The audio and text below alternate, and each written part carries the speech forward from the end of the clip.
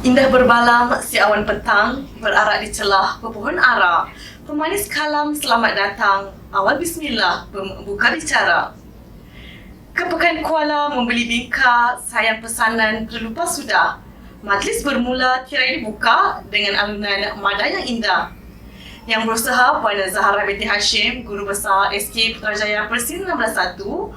Yang dihormati Puan Nur Azhar binti Ahmad, Penolong Kanan Pentadbiran, Puan Liza binti Cik Muhammad Noor, Penolong Kanan Hal Ehwal Murid, Cik Muhammad Fairuz bin Mat Daud, Penolong Kanan Kokeri Club, guru-guru SK Putrajaya Persin 161 serta murid-murid yang dikasihi sekalian. Assalamualaikum warahmatullahi taala wabarakatuh dan salam Malaysia Madani. Alhamdulillah, marilah kita sama-sama melafazkan setinggi-tinggi kesyukuran kehadrat ilahi kerana dengan izinnya dapat kita bersama-sama pada hari ini berkumpul bagi melangsungkan majlis pelancaran bulan Pusat Sumber Sekolah Pemugaran Nilam dan Galakan Membaca sesi tahun 2023-2024. Hadirin sekalian, bagi menambah keberkatan majlis pada hari ini, marilah kita sama-sama menandatangan mengaminkan bacaan doa yang akan dibacakan oleh Ustaz Muhammad Yatim. Majlis dengan segala hormatnya mempersilakan. Bismillahirrahmanirrahim. Alhamdulillahirabbil alamin. Hamdan hamidin, hamdan yuwafi ni'ma yukafi'u mazida. Ya Rabbana lakal hamdu kama yanbaghi li jalali wajhika wa 'azimi sultanik. Allahumma a'inna bil iman wa amisna bil iman wa asyurna bil iman wa adkhilna al jannata ma'al iman. Allahumma ighfir lana dhunubana wa liwalidayya warhamhum kama rabbawna shighara wa li jami'il mu'minina wal mu'minat wal muslimina wal muslimat al ahya'i minhum wal amwat bi rahmatika ya arhamar rahimin. Allahumma ihdi lana bi husnil khatimah wa la tahtim alaina ya Allah bi su'il khatimah. ربنا لا تزغ قلوبنا بعد إذ هديتنا وهب لنا من لدنك رحمة إنك أنت الوهاب ربنا آتنا في الدنيا حسنة وفي الآخرة حسنة وقنا عذاب النار وصلى الله على سيدنا محمد وعلى آله وصحبه وسلم سبحان ربك رب العزة عما يصفون وسلام على المرسلين والحمد لله رب العالمين. Amin amin ya rabbal alamin. Majlis merakamkan setinggi-tinggi penghargaan kepada Ustaz Muhammad Yatim atas bacaan doa itu sebentar tadi. Menilik rotan di dahan ara, di celah angsana mekar sekata. Ucapan alu-aluan pembuka bicara, penyelaras PSS bermadah kata. Pihak majlis dengan hormatnya mempersilahkan Puan Rahimah binti Ismail sebagai penyelaras PSS SK Putrajaya Persin 161 untuk menyampaikan kata alu-aluan. Majlis mempersilakan. Bismillahirrahmanirrahim. Assalamualaikum warahmatullahi wabarakatuh dan selamat sejahtera. Yang berusia Puan Zahra binti Hashim, Guru Besar SKPP Putrajaya Persin 161. Yang dihormati Puan Nur Azhar binti Ahmad, Penolong Kanan 1, Puan Liza binti Cik Muhammad Noor dan Encik Muhammad Fairuz bin Mat Daud, guru-guru dan murid-murid SKPP 161 yang dikasihi sekalian. Bersyukur saya kehadrat ilahi kerana dengan limpah kurnianya dapat kita berkumpul bersama-sama pada pagi ini dalam majlis pelancaran bulan Pusat Sumber Pembugaran Nilam dan Galakan Membaca bagi tahun 2023-2024.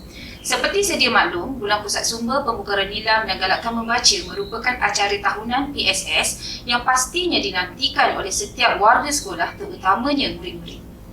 Antara objektif program ini adalah untuk yang pertama, menarik minat murid untuk sentiasa mengunjungi PSS. Yang kedua, meningkatkan pengetahuan murid mengenai pusat sumber sekolah itu sendiri. Yang ketiga, membentuk dan melahirkan para murid yang sentiasa berfikiran kritis dan kreatif. Dan yang terakhir, mencungkil bakat murid dalam pelbagai aktiviti yang menarik. Murid-murid sekalian, antara aktiviti yang dijalankan sepenuhnya Bulan Pusat Sumber Pembugaran Nilam dan Galakan Membaca ini adalah pertandingan sudut mini PSS, Saya Sayang PSS, Resensi Buku Saya, I'm Great Reporter, Mr. Doodles dan poster digital.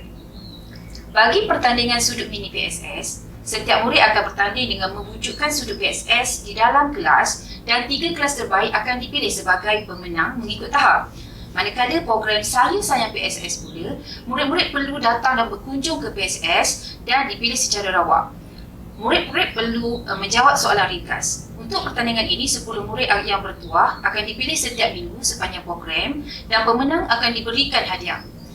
Untuk pertandingan resensi buku saya, murid-murid yang berminat perlu menceritakan buku kegemaran mereka secara ringkas. Manakala pertandingan poster digital pula, murid perlu menghasilkan poster secara digital berdasarkan bahan bacaan yang dibaca secara kreatif dan inovatif. Manakala yang terakhir iaitu pertandingan Mr. Doodle melibatkan pernyataan para guru. Guru perlu menghasilkan doodle secara kreatif dan imajinatif menggunakan aplikasi yang sesuai bertemakan buku dan teknologi. Setiap pertandingan disediakan pelbagai hadiah yang menarik. Segala maklumat dan pertanyaan berkaitan dengan pertandingan boleh dirujuk di papan kenyataan PSS ataupun pihak pengurusan PSS. Besar harapan saya, program yang diadakan sepanjang bulan PSS ini dapat mencukir dan mengasah kreativiti dan kemahiran murid yang terpendam ke arah yang lebih positif. Terima kasih sekali lagi saya ucapkan.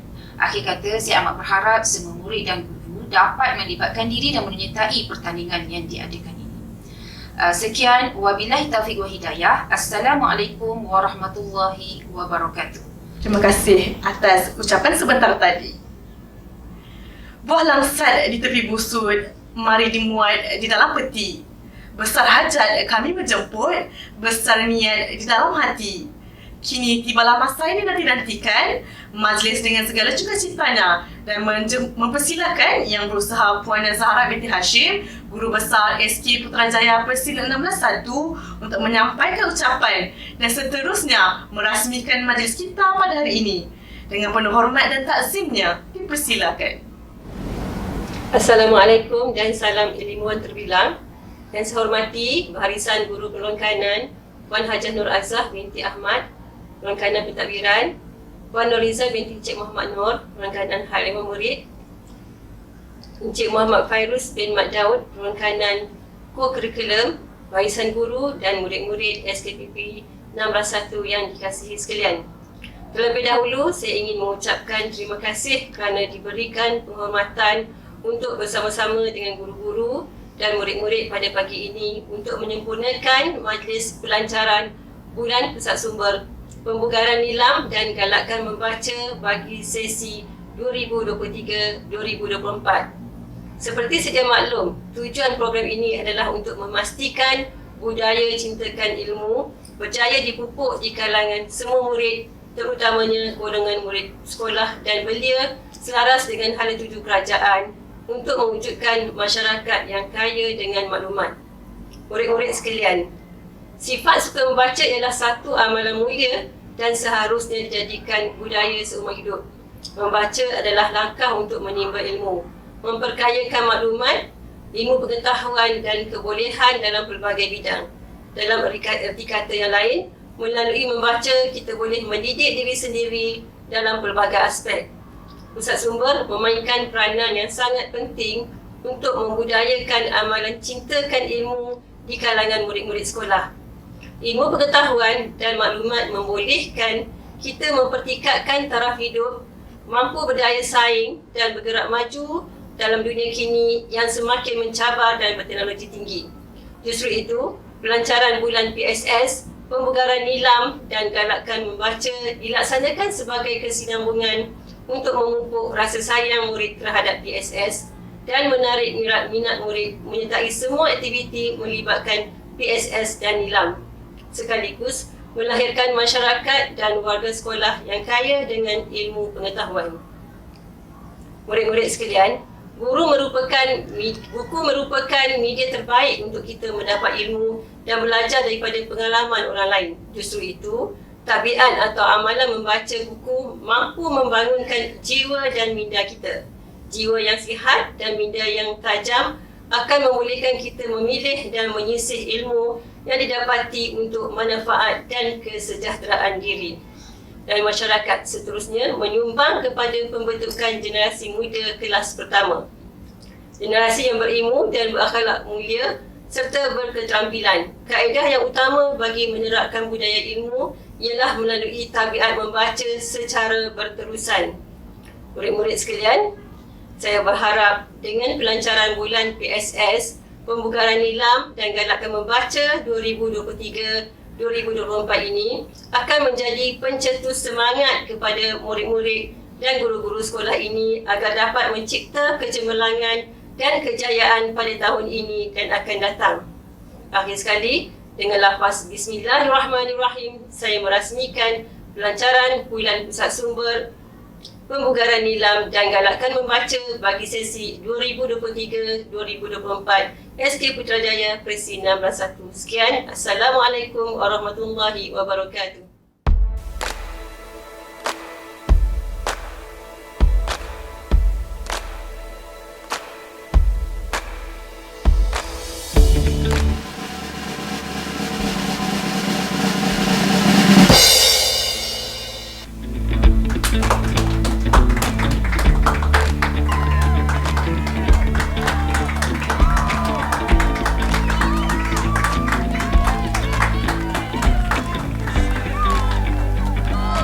Terima kasih diucapkan kepada Puan Guru Besar atas ucapan dan perasmian sebentar tadi. Bersarang merebah di Kuala Langat, manis madunya apabila dimakan. Suasana meriah bertambah hangat, lagu nilam kami persembahkan. Sebagai hawa telinga, marilah kita sama-sama melihat persembahan nilam daripada kumpulan kuaya pengawas Pusat Sumber SK Putrajaya Presi 161. Dengan sukacitanya, majlis mempersilakan.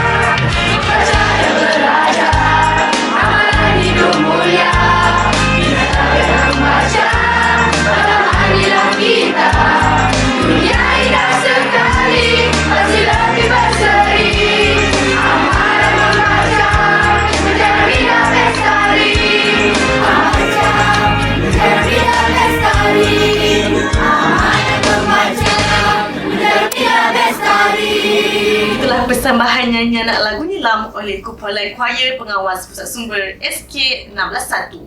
Majlis merakamkan ucapan terima kasih. Queenie mencelah di dalam peranti, buah memelam dibelah-belahkan. Kini tibalah saat yang dinanti, tokoh nilam SKPP 161 kami tampilkan. Hadirin dan hadirat yang dihormati sekalian, sebagai memperkasakan lagi majlis pada hari ini, marilah kita sama-sama menyaksikan persembahan resisi buku oleh dua orang tokoh Nilam, iaitu Zarif Amsyar bin Zainal Fikri untuk tokoh bahasa Melayu dan Karina Shakila binti Syaiful Fadlin sebagai tokoh bahasa Inggeris. Majlis mempersilakan. Assalamualaikum warahmatullahi wabarakatuh dan salam sejahtera. Saya Zarif Amsyar bin Zainal Fikri berumur 12 tahun dan bersekolah di Sekolah Kebangsaan Putrajaya Pesin 161. Hobi saya ialah bermain catur dan membaca buku. Cita-cita saya apabila dewasa nanti ialah menjadi seorang ahli arkeologi kerana saya amat meminati subjek sejarah. Di bidang kurikulum, saya sering menyertai pertandingan bercerita dan bahas ala parlimen peringkat wilayah Persekutuan Putrajaya. Pengalaman yang tidak dapat saya lupakan ialah menjadi johan dalam pertandingan bercerita anjuran Pembadanan Putrajaya. Manakala di bidang kurikulum pula, saya aktif dalam pertandingan catur dan sering mewakili sekolah dalam beberapa pertandingan. Pencapaian tertinggi saya adalah menyertai pertandingan catur di peringkat antarabangsa, iaitu Piala Timbalan Menteri Wilayah Persekutuan. Ibu bapa saya sering memberi galakan dan dorongan kepada saya. Mereka menyokong sepenuhnya saya menyertai program MC Junior yang dianjurkan oleh pihak swasta di Bangi pada tahun 2020. Pelibatan sebegini telah memberikan saya lebih keyakinan dan mendapat lebih ramai kawan. Baiklah kawan-kawan, hari ini saya akan berkongsi kehebatan sebuah buku dan merupakan buku kegemaran saya yang bertajuk Pedang Allah dan Panglima Islam. Buku ini terbitan Darul Murni Trading dan mengandungi 154 muka surat serta ditulis oleh saudara Alif Mukhlis. Beliau merupakan seorang penulis yang banyak menghasilkan buku-buku yang berunsurkan sejarah Islam yang berkualiti bagi santapan pembaca. Menarik mengenai buku ini ialah buku ini menghimpunkan 7 tokoh panglima perang yang terbilang dalam sejarah Islam. Antaranya ialah Khalid Al-Walid, Amr bin Al-As, Musa bin Nusayr, Tariq bin Ziyad, Salahuddin Al-Ayyubi, Yusuf bin Tashfin, Sultan bin Yazid I dan Sultan Muhammad Al-Fatih. Namun, hari ini saya akan kongsikan mengenai 3 tokoh saja, iaitu Khalid Al-Walid, Sultan Muhammad Al-Fatih dan Salahuddin Al-Ayyubi. Perjuangan tokoh ini dalam menegakkan syiar Islam tidak dapat disangka lagi. Kawan-kawan, ketangkasan Khalid bin Al-Walid di medan perang amat digerungi musuh Islam sehingga beliau digelar sebagai Saifullah atau Pedang Allah. Kecemerlangan Khalid Al-Walid sebagai panglima perang mula terselah pada zaman Sayyidina Abu Bakar menjadi khalifah. Selepas kewafatan Rasulullah SAW, banyak puak mula berani melakukan pemberontakan terhadap kerajaan Islam. Beliau berani dan menyeru agar puak-puak ini tidak kembali kepada agama asal mereka. Beliau juga berjaya memerangi Nabi palsu dan golongan yang enggan membayar zakat. Malah, beliau juga berjaya menjatuhkan Empayar Rom dan Parsi. Tokoh yang kedua ialah Salahuddin Al-Ayyubi yang dilahirkan di Tikrit, Iraq. Beliau bertanggungjawab mengasaskan Kesultanan Ayyubiyah di Mesir dan Syria serta menjadi sultan yang pertama. Kejayaan ulum baginda adalah memimpin tentera Islam dalam perang salib dan membebaskan Baitul Muqaddis daripada taklukan Kristian. Ketika muda, baginda amat meminati ilmu agama dan telah menguasai bacaan Al-Quran dengan sangat baik. Mahir dalam bidang undang-undang, aritmetik dan lain-lain lagi. Dalam ketenteraan, sifat budiman baginda mula terselah apabila baginda melarang tentera-tenteranya membunuh atau menyiksa tawanan perang, kaum wanita, kanak-kanak dan orang tua. Tokoh yang seterusnya ialah Sultan Muhammad Al-Fatih atau dikenali sebagai Sultan Muhammad II dalam Kesultanan Utsmaniyah. Baginda ketika berusia 19 tahun telah dilantik sebagai Sultan Turki. Walaupun usia masih muda, baginda memiliki pemikiran yang luar biasa. Baginda berazam untuk menaklukki kota Konstantinopel yang telah dikuasai oleh kerajaan Rom sejak sekian lama. Dengan perancangan yang teliti, peralatan perang yang moden dan persiapan yang rapi, mereka mengatur serangan tanpa henti. Sejarah telah membuktikan dengan kehebatan kepimpinan baginda pada tahun 1453 Masihi, kota Konstantinopel telah berjaya ditakluki oleh tentera Islam. Justeru, mari sama-sama kita renungi semua watak utama dalam buku ini merupakan pemuda. Benarlah kata hukama, asyababu imadul watani, yang bermaksud pemuda adalah tonggak agama. Oleh yang demikian, pengajaran yang boleh diambil adalah kita mestilah menerapkan sifat keberanian untuk membela agama sedari usia dini. Sebagaimana beraninya Khalid Al-Walid menentang tagut atau kebatilan. Selain itu, kita mestilah bersungguh-sungguh menuntut ilmu agar kehidupan kita sentiasa terpandu. Akhir sekali, kita mestilah mempunyai perancangan yang rapi untuk memastikan kehidupan kita lebih tersusun. Sekian dulu rumusan dari saya tentang buku Pedang Allah dan Panglima Islam. Semoga kawan-kawan mendapat inspirasi dari kisah pahlawan Islam yang saya kongsikan ini. Sekian, terima kasih. Assalamualaikum warahmatullahi wabarakatuh, and a very good morning to the teachers and friends. My name is Khairina Shakila binti Syaiful Falin from Sekolah Kebangsaan Putrajaya Prison 16-1. I'm 12 years old and I'm a school prefect since year 3. I want to be a teacher when I grow up. I have participated in many competitions such as spelling bee, storytelling competition, and pertandingan bahas bahasa Melayu ala Parlimen. I won first place in the terrarium competition at Royal Floria Putrajaya. Ladies and gentlemen, today I'm going to share an exciting and interesting story of my favorite book. I like this book because of its vibrant color pictures and understandable language used. The book also includes interesting facts on the places the characters visited. I could gain my knowledge by reading this book. The setting of the story is really close to me. It took place around Malaysia, even though the writer is an Italian. Do you want to know the title of the book is? The title is Tia Stilton and the Rainforest Rescue. This book contains 168 pages. The author of this book is Elisabetta Maria Dami, or also known as Tia Stilton. She also writes other books such as Tia Stilton and the Venus Masquerade, The American Dream, and The Tropical Treasure. The main characters of the story are Colette, Nikki, Pamela, Paulina, and Violet, or also known as the Tia sisters. They were heading to Malaysia to meet their friends, Latifah and Ramli, who were famous on the internet for their blog, Two Friends and a Suitcase, where they write their travels around the world. Latifah and Ramli invited them to explore Malaysia for their blog. They visited Central Market to try a kebaya with sarong. They tried delicious food such as nasi lemak, roti canai, and cendol at Jalan Aloh. They also went to Petronas Twin Tower and watched the view of Kuala Lumpur. One day, the Tia sisters, Latifah and Ramli, were very excited to explore the tropical rainforest of Gunung Ledang. In Johor, they arrived at the start of the trail of Gunung Ledang. Nikki was studying the map when she heard some noise behind her. She met with a brown fur mouse named Didier, who traveled from Belgium to join a group organized in Malaysia. He missed his flight and the group had left without him. He wanted to join the group because they had Safik as their tour guide. Safik disagreed. Ramli assured him that they would be looking after Didier if he needed help. After a while of hiking with steep walks and climb of the rocks, they finally reached the top of Gunung Ledang. After that, they climbed back down and offered Didier to join their group while they were in Malaysia. Their next destination was Taman Negara in Pahang.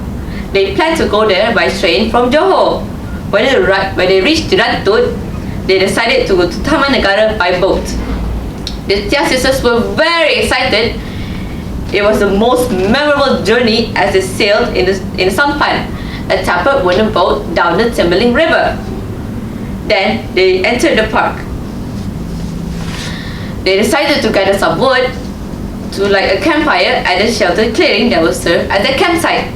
Strange things started to happen after that. Safik kept answering strange phone calls away from the rest of the group, while Didier was acting strangely as he was keeping his backpack close to him. The next morning, Safik and Ramli were missing. They suspected Didier had something to do with that since they found Ramli's binoculars in Didier's backpack. The Tia sisters started the investigation. Didier had to tell the truth to them. He stole the binoculars to find a rafflesia to impress Latifa. The Tia sisters decided to leave the campsite and were determined to find out about what happened. They had been walking for hours and hours and found nothing. They decided to find a shelter before it got dark. They found a cabin and decided to spend the night there. That night, they heard strange noise from the stairs. Tom, Tom. They were scared. The door was opened by someone and it was Ramli. Ramli told them about Safik. He overheard part of his phone call. The reason Safik was constantly with the phone because he was a timber smuggler. He planned to smuggle the timber through Malaysia and sold it to other countries. They decided to report him to the police based on a video Paulina recorded as proof. He was caught by the police with other smugglers. They went back to the campsite. Their hectic day ended with a surprise from Didier by showing them the rare flower Rafflesia. The moral of the story is, be smart and work as a team to solve any problems we face. A true friend is someone who never lies to one another. That's all from me. Thank you. Majlis merakamkan ucapan ribuan terima kasih. Diharapkan menerusi keterampilan adik Zarif dan Syakila sebentar tadi mampu memberi percikan semangat dan sejalur harapan kepada warga SK Putrajaya Persin 161 untuk memperkasarkan lagi pencapaian nilam di peringkat sekolah kita. Dengan berakhirnya persembahan menarik sebentar tadi, maka berakhirlah sudah pelancaran bulan pusat sumber sekolah, pembugaran nilam dan galakan membaca sesi 2023-2024. Moga amalan membaca akan tetap kita teruskan dalam kehidupan seharian. Kalau ada jarum yang patah, jangan disimpan di dalam peti. Kalau ada silap dan salah, jangan disimpan di dalam hati. Sekian, wabillahi taufiq wa hidayah. Wassalamualaikum warahmatullahi wabarakatuh.